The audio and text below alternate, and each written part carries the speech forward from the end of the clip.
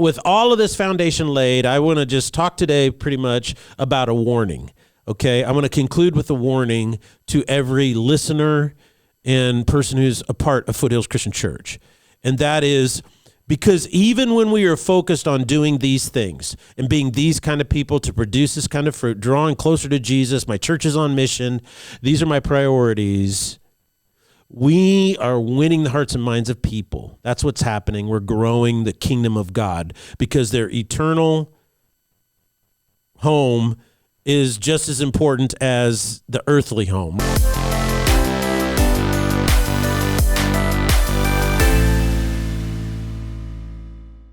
Ladies and gentlemen, welcome to the Salty Pastor Podcast, a podcast dedicated to helping you learn and grow in your faith. It is a journey that you have to do the work yourself. It is not something you can order out for. It's not something you can have Amazon primed to your doorstep. Instead, it is something you have to go out and do the work, but you do not have to do it alone. We can come alongside you to challenge you, encourage you, teach you to critically think for yourself so that when you're asked what you believe and why you believe it, you have an answer. My name is Jesse Maher.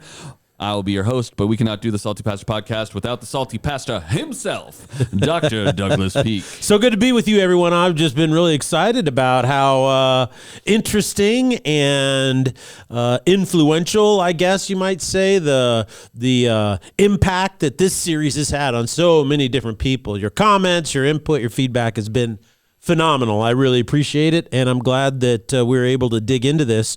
And one of the things that I like about this more than anything else is that you take a hot topic, something that people are wrestling with, and then people can see, oh, the Bible speaks to this. Now, I can't say, what does the Bible say on politics, and go to a passage on this is how you're supposed to handle politics. Can't look it up in the index in the back and say, this is how you handle politics. But what happens is, when you're reading the Bible, particularly the New Testament, and it impacts your frame of reference, your values align more with the values of Jesus, a little bit more, then what happens is then, okay, now when we're going to study it, you go, oh, okay, yeah, this makes perfect sense. Oh, these are the conclusions.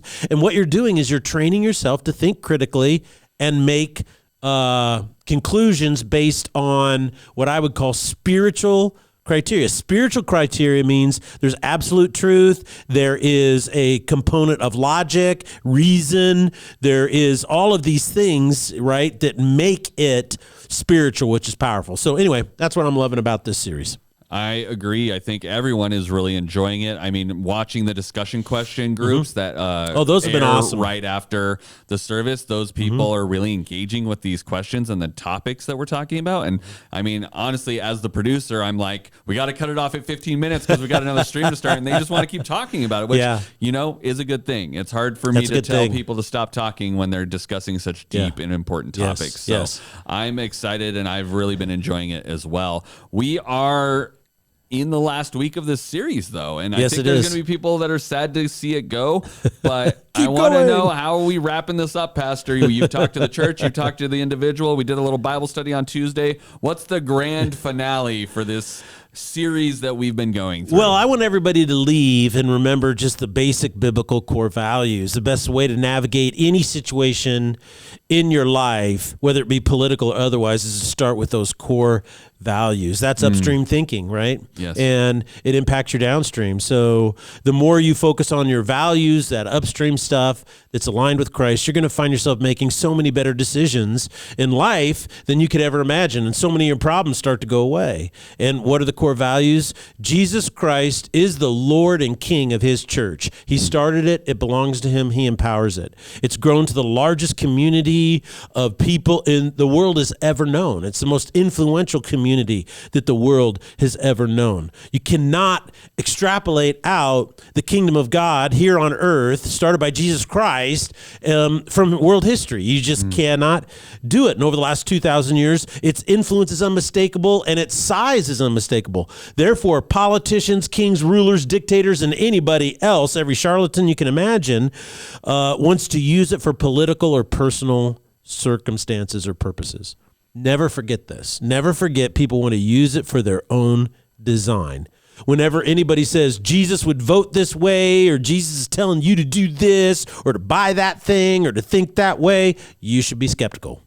Because the church belongs to Jesus, doesn't belong to anybody else. And when people stand up and say, well, Jesus told me to tell you this, You should be skeptical. Well, and politicians love to hold up their Bible, sometimes the right direction, and say they know what it says in there, but more often than not, that thing hasn't been cracked in quite a while. Few years. That's right. The second core value, I think, is if you want to see a downstream shift in our culture and politics, then you should push your church to stay on mission and preach the gospel, and you should fund it and give to it, make it happen, because the healthier churches are, guess what? The healthier the downstream is. So every politician should go out of their way to try to help the church. This is also why in politics today, this is a side note, is that leftists in politics do everything they can to separate church and state because they want it to be defunded and unhealthy, because it is the one thing that often is in the way of what they're trying to achieve. It's voting season, and then they have a little bit of, this person goes to church sometimes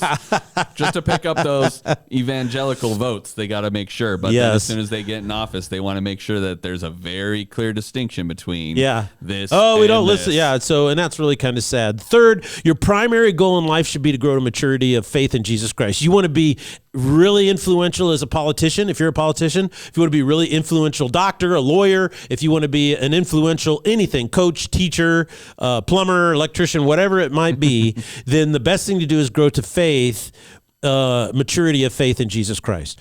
That one focus will produce more fruit in your life than anything else. It will also produce more political influence than anything else. And the fruit of that goal will be maturity, strength, endurance, wisdom, love, joy, peace, patience, kindness, gentleness, forbearance, stability, and more. So the more you can grow closer to Christ, the better the fruit in your life in every area.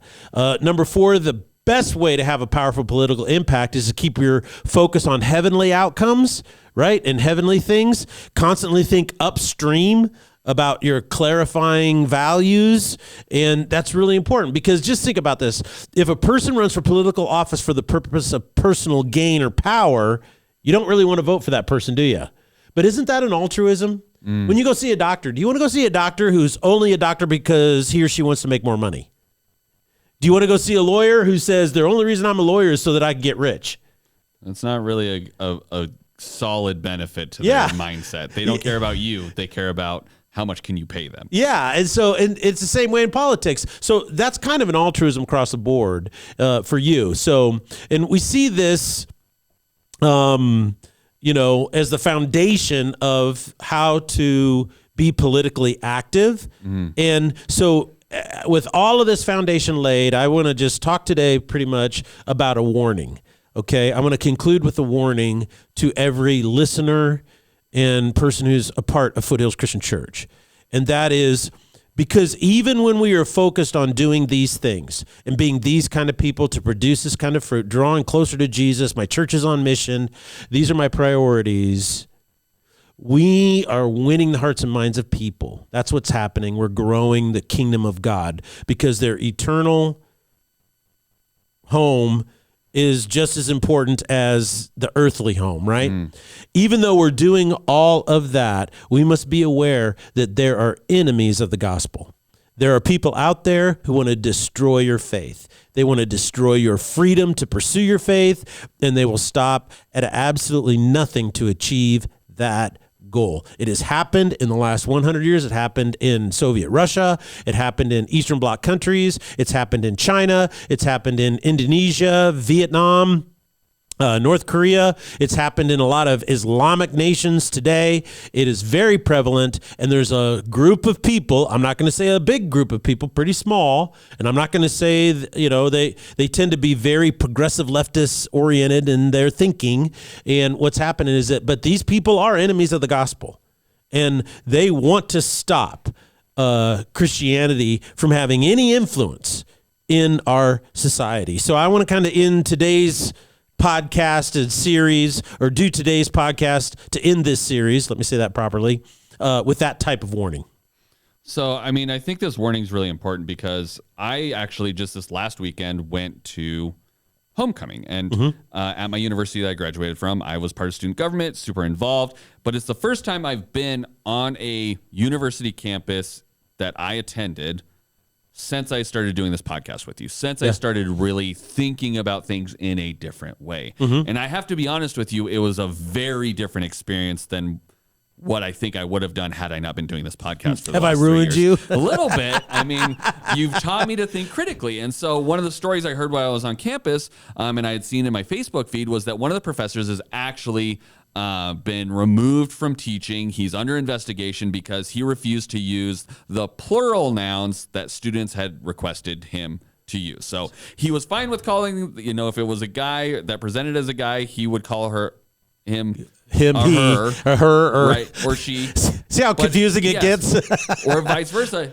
And he's in the theater department, so he's constantly working with people that identify. So he's very sensitive to this. He's very compassionate. Yes, gay issues. Yeah. But he had one issue, He had one issue, and he was like, I will not call you they, them. Because it's plural. You can't be a plural. He's like, you are an individual. Yeah. And that was his line, apparently, which is interesting, but that's his line. And he got sued, and he's put on leave, and they're filing an sanction investigation, all these different things. They all went after him. He will call a guy who thinks he's a girl a she. Yes. He'll do that, but he won't call you a they or a z or he's a. Like, I just won't. You're not a plural thing. You're not a plural thing. You are an individual, and so he said this thing, and so. In his absence, they've opened a new batch of courses to replace what he was supposed to be teaching. Yeah. And this new teacher walks up day one and says, okay, my name is so-and-so. My pronouns are she, her. And all of these students that had transferred out of his class because he was such a bigot, because he wouldn't use their preferred plural nouns, applauded. And I'm just like, and one of my friends who's in that idea, who identifies and is fully on board with that, while I was at homecoming, she's like, isn't that amazing? She's telling me this story, and I'm like, no, like, that doesn't make sense. It's like he had one line, and he would say, I'm not doing this, and now he's a bigot, and because he happens to attend the Mormon church, he's a racist, religious zealot that's a bigot. And it's like, but he does all of these other things. Like, I don't understand. And so it's just like this thing where it's like, if you don't believe the exact same thing I do, you are now no longer allowed to think, and we will sanction you and do all of these things to you. Is absolutely insane. And on top of that, the student government offices I was working in, when I went to school, some of the largest offices, because we had the most people trying to get people in there. The most things getting done. I mean, we are organizing all this stuff. They've been moved to a small 2-office suite because the diversity and inclusion group needed is taken this over. thing, but you only could be in there if you were part of their group. And so I'm just like, how does this get so crazy? Yeah, I'm just like in a whole new mindset, having viewed all this stuff. And obviously, a lot of this has occurred since I left university. Most of this wasn't happening when I was there. So it's been almost 10 left years. And it went downhill. Yeah, I guess it's all your fault, Jesse. Holding the crazy together. Well, I think, though, in all seriousness, there's specific ideologies that are anti-God. And their goal is to eliminate God in order to rebuild society in a framework of their choosing. And the primary strategy to do this is not to propose a society without God, right? Or even a new society built on their utopian framework. Nobody stands up and says, hey, we have this new utopian society and we're going to build it. They don't do that. The strategy is to deconstruct the existing society by creating social unrest and criticizing every excess that they can find. Like with this guy. I mean, this guy works in the theater department. He is super liberal socially, he's very fine with transgenderism and people who have different sexual orientations. He accommodates all of that. The only thing he won't do is say they, right? Right. And yet, what is that? That is, And so they get him fired, and sanctioned, and now he's suing the school as an infringement of his rights, which I hope he wins a boatload of money.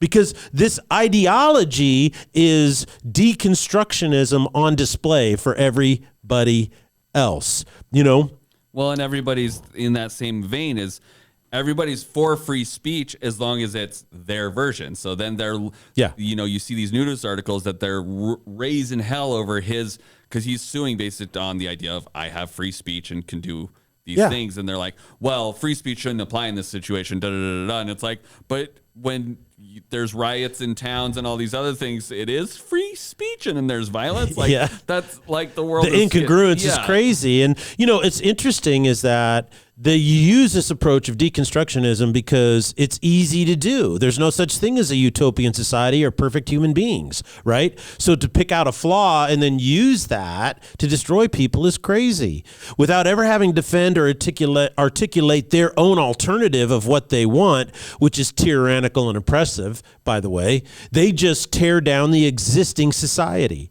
People are very gullible and buy into all of this because they are very unhappy, they are dissatisfied and unfulfilled in their own lives. And the reason, or let me put it this way, the enemies of the gospel have effectively used Rousseau, and I've talked about Rousseau before in his theory of society, and that you're fine, it's society that causes all of your problems. Right. So they've used his societal principle to convince all these people who are unhappy, dissatisfied, and unfulfilled that the reason why they are unhappy is because of society. The reason why everybody at this university in Utah, in Cedar City, is unhappy is because this guy won't use the plural pronoun when referring to somebody who wants that. That all of my anxiety and all of my depression and all of my unhappiness is because I live in a homophobic, transphobic society, and I'm being stigmatized because you won't use my pronouns. And so, of course, this is a deception, because once you get what you want, guess what? It doesn't change a thing. You're still unhappy, dissatisfied, and unfulfilled. The primary technique that they're using is postmodern deconstructionism, which is a way of thinking that is taught in public schools. It is primarily propagated by unions and a lot of these organizations that write curriculums for the public school. And all of these organizations that do this tend to be leftist. I'm not saying they're liberal like Democrats. I'm saying they are leftist. They're not large, but they have learned how to use the bureaucracy in their favor. And coupled with deconstructionism, guess what? They are gaining ground. So, I mean, one of the things I really enjoy about the Salty Pastor is how we're discovering where things come from and how they're influencing society, how they trickle down through that. It's sort of connecting the dots, I would say. I also enjoy how you reveal these things, open our eyes and identify them so that we can chart a course of countering them. If we don't even see them in the first place, how would we even ever build up a defense or a thought process against it, right? But you do it without demonizing groups of people or using scare tactics, which politicians love to do. They love to do that. Say, those people are the devil, or insert whatever religious or anti-religious belief you want, and they're going to lead you down this thing, or the world's going to end. And I mean, it's both sides do it. That's the thing. It's like both sides are so bad about it, especially during presidential election years. They're like, this person is the devil, the Antichrist. He's going to burn the world to the ground. This person is the Messiah. He's going to save the world. You have to pick which one you think is going to do better, right? And so it's just, it gets out of control. And you don't do that. You instead say, even in the midst of the culture going sideways, we need to be people of strength, love, courage, and compassion. And I think that this podcast is really effective in building people up in that way, rather than just trying to scare them to death and say, well, just listen to what I have to say, and I'm the only one. You're constantly telling people to think for themselves. Think for yourself. It's not the standard response these days, Pastor. Well, thank you. I believe what we do here on the Salty Pastor, I do in particular, is I call out ideologies and not people. And part of the reason for this is 2 Corinthians, where Paul tells them, he goes, look, the weapons of our warfare are not of the flesh, but they are divinely powerful for the destruction of fortresses. We are destroying arguments and all arrogance raised against the knowledge of God, and we are taking every thought captive to the obedience of Christ. So, these ideologies they are actively anti-God, and they are actively attempting to create a context of thinking, right, that rejects God and wants to get rid of God. And so that is an argument, and it is arrogant against the knowledge of God. And I believe I am called to use weapons of warfare that are not of this world. Okay, it's not from this world. And so that's what we're doing is we're trying to call out these ideologies and these anti-God things. So instead of attacking people, I believe that we need to set aggressive priorities that make a huge difference in every person's life. Therefore, if you're a follower of Christ and a part of a church, then you need to realize some major priorities for the church and for yourself as a Christian, you need to focus on. You need to adopt these. Number one is you need to be an intentional disciple maker. We need an army of followers of Christ. I don't care what a church you attend, but you can no longer sit on the sidelines and do nothing. You have to be involved in evangelism and discipleship. Every person who calls themselves a Christian should practice a principle, I call it the principle of the five. And that is, in January, what you do is you write down on a piece of paper 5 names of 5 people that come to mind or you're concerned about. And then for the next year, what you do is each week you pray and or reach out to those 5 people. It's a very simple principle. It's not hard to do, but it's called the principle of the 5. And you just reach out, there's 5 people that I want to care about and love, okay? And then I also say, but if you're a mom, and you have little children, you got to realize that your children take up some of those 5, right? And so I tell active moms to practice the principle of 3. And that is that I have 3 people that I want to reach out to and care about, okay? And what happens is that when you set this as a goal over the course of a year, one of those people you should introduce to Jesus, And here's what's really fascinating is what most people do is they overestimate what they can do in a week or a month, but they underestimate what they can do in a year. Okay. And so that's why you should be intentional disciple maker. And that is that the church in the United States of America can no longer sit on the sidelines when it comes to disciple making. Every follower of Christ should be finding a way to be an intentional disciple maker, just one person at a time over the course of an entire year to start. And then if it takes off and it's successful, you do 2 or 3, the second year you do it with them and you grow them and then you find another person. If that one doesn't work out, then you go to the next one, right? Because not every seed falls on good ground. The second thing is that this is my warning, is that we really need, as followers of Christ, to recapture education. What we have done is we have outsourced it as a church. Now, this is not an admonition to go in and take over the public school system, under like a dominion theology mentality, because the bureaucratic monopoly is so strong, it is so well funded and entrenched, there is no way to go in my opinion, and reform or renew it. The linchpin must be pulled in order to bring freedom, choice, liberty back into the educational process. We need to get back to a system that teaches kids, educates kids in a manner that is best for the kids.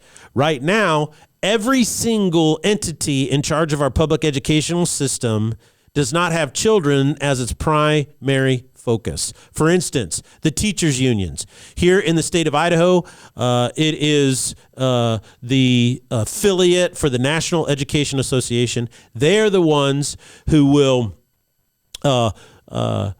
represent everybody, and they bargain with Boise School District and with West Ada. What they do is they hammer out the contracts, okay? So they have a huge... Their goal, and I'm not arguing that this is a bad goal, but as a union, their goal is not what's best for children. It's they're representing their employees or their members, which are teachers, right? Right. So that's their prime priority. They say that. Then you look at the state legislature, right? They have a lot of influence over education, right? Well, the thing is that who is their primary priority? It's not kids getting educated. They like that. They think it's important for long-range development of the state of Idaho, but in reality, it's the people that elect them, right? The people that are paying for it. And people tend to not like to pay for things, right? So that's not their priority. And then you look at the Department of Education with the federal government. They're a bureaucracy. Educating kids is not their priority, right? Social engineering is their priority. You can go and you can read what they're doing and what they're saying. And And so now you're down to a school board. It's like the school board is the last thing that reflects you. It's local. It's right here. They have kids as a priority. Well, no, they don't, because so much is dictated to them by federal law and federal government and courts and stuff of what they can and can't do. Half of the job of a school board person is learning all the things that you don't have the power to do. So you're very limited. Well, no, you can't. We can't make that decision because the union has a contract with us and we have to abide by it. So legal in those meetings, and the superintendent tell the board mostly what to do. So what I'm trying to say is that there is nobody that is advocating that we use these educational techniques, processes, and systems because they have been proven over and over again to be the best thing for the kid. So it's not child-centered. And that's a problem. And trying to go in and reform that, extremely difficult to do. We got to pull the linchpin. And what we need to do is the church can no longer outsource our leadership development, the development of American citizenship to the public educational system anymore. I know that's pretty salty to say, but you have to come to the belief that the public educational system spends the majority of its time not on developing kids, but social engineering. This is true in Idaho. And I'm going to say something that all the teachers who are listening to are really going to dislike me for this, but please send me an email about it. And that is this, is that just recently there was a statewide report that said 95% of all Idaho public school teachers are proficient in their jobs or above proficiency. All right? So in other words, they're doing everything that's being asked of them. I believe that. So teachers, you got my vote. You have my support. However, only 42% of 8th graders test at an 8th grade math level.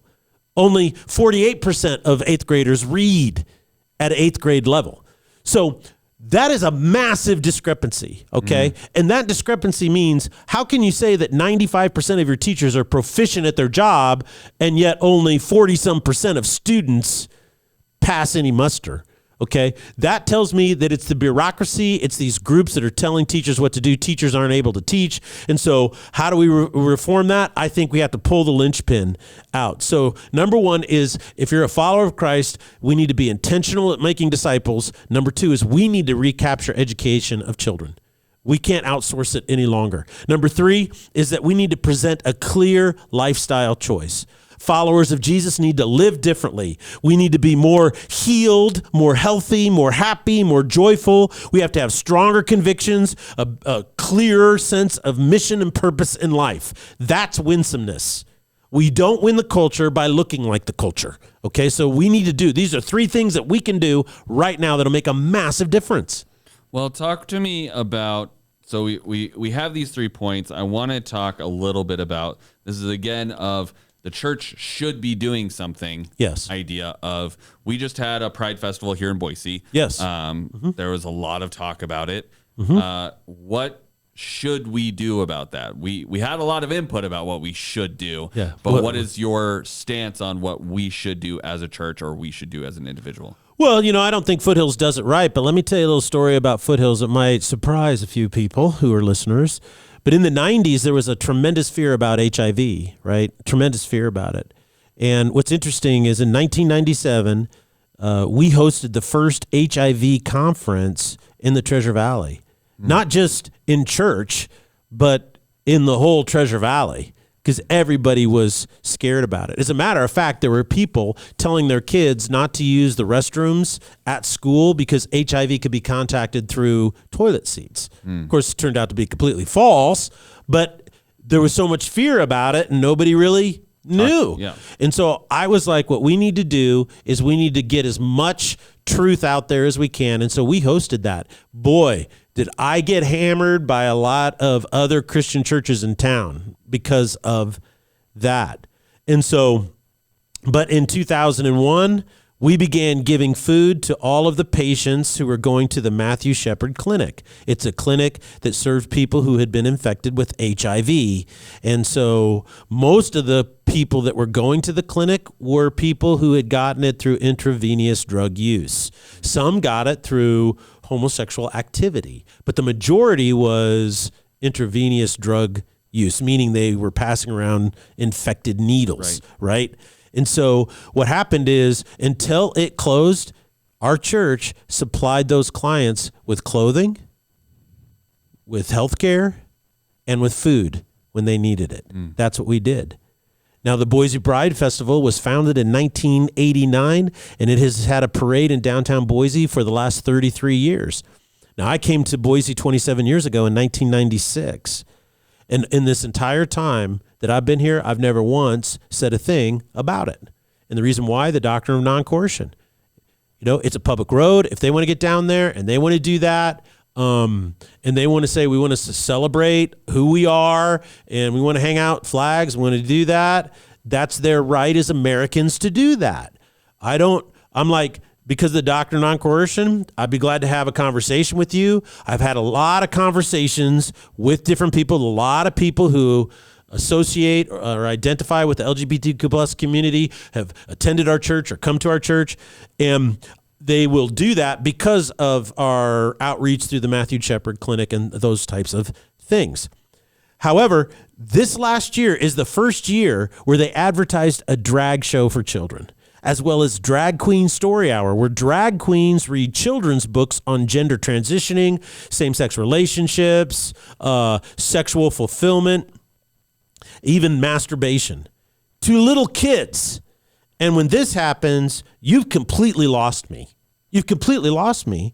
And I know many gay and lesbian adults feel the exact same way that I do. It's like, whoa. And I played a clip from a gal who was a lesbian advocate for her rights. And she says, if I would have known that it would have led to this, I never would have done it. I'm shocked. And I'm shocked about what's happening in our medical community right now.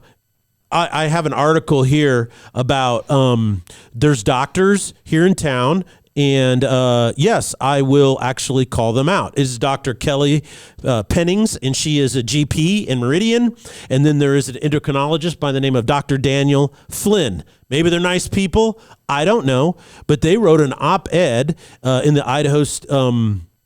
Let me get this straight. It is in the Idaho Capital Sun. And they are opposed to House Bill 675, which basically said we want to limit these gender treatments to that they're doing on children.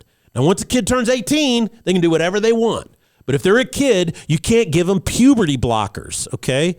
And you can't do surgeries. You can't do mastectomies on girls when they're 15 years old because they don't know, they can't give consent because they don't know what they're consenting to. And these two doctors said that studies have shown that denying anyone gender-affirming health care is damaging regardless of their age.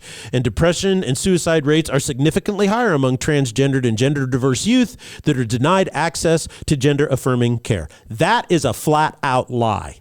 That is a flat-out lie. The science all says the exact opposite. So I am calling them out. Show me one study that proves that, because all the studies out there, particularly among kids, say the exact opposite. How do I know that? Well, here's another article. It's called The Slow Motion Trans Wreck. And this is what it says. And I quote, the adverse effects of puberty blockers create in children, who, when you give it to them, low bone density, psychological problems, and potentiality per a 2022 FDA warning now.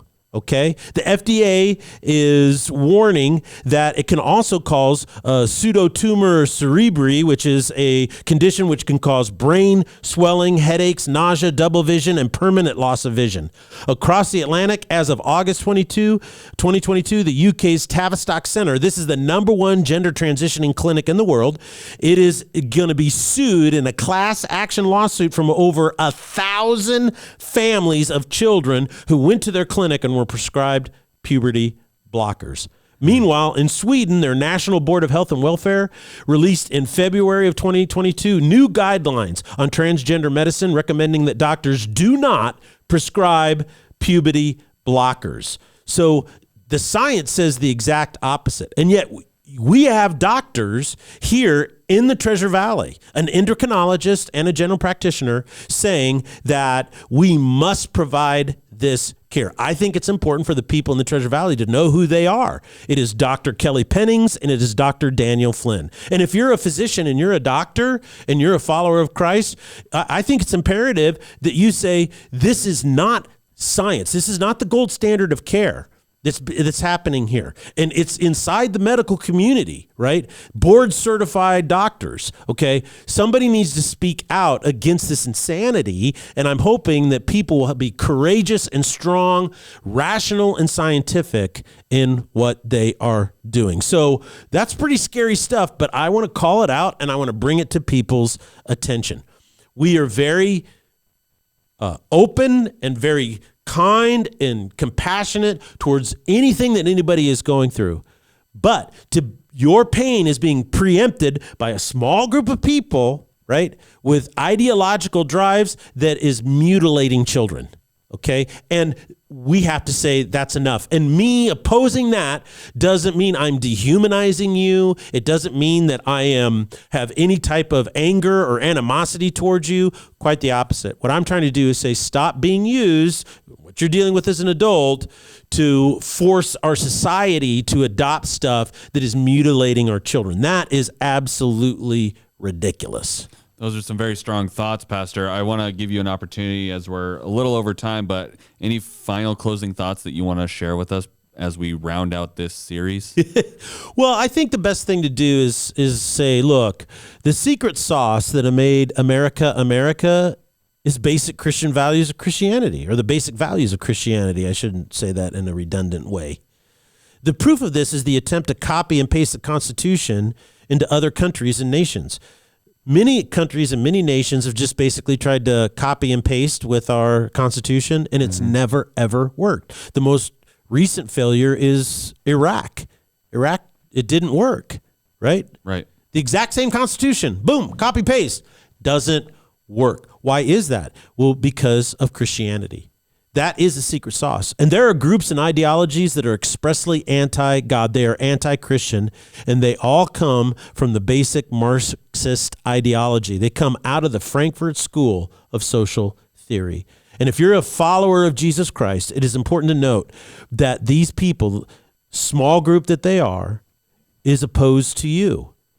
Don't get paranoid and think that everybody who disagrees with you or votes differently than you is a part of this group and is opposed to you. View everybody as a future family member in the kingdom of God, right? But at the same time, be wise enough to realize there are small groups of ideologically driven people who view you as an enemy and will do anything to eradicate your viewpoint, your lifestyle, and your faith from ever being seen or recognized in this world.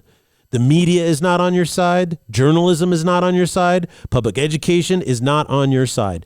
We have been told that in the last days, we are to be alert and sober. So if you learned anything from my political Jesus, my hope and prayer is to think for yourself and to be called the people of God, alert and sober in the last days.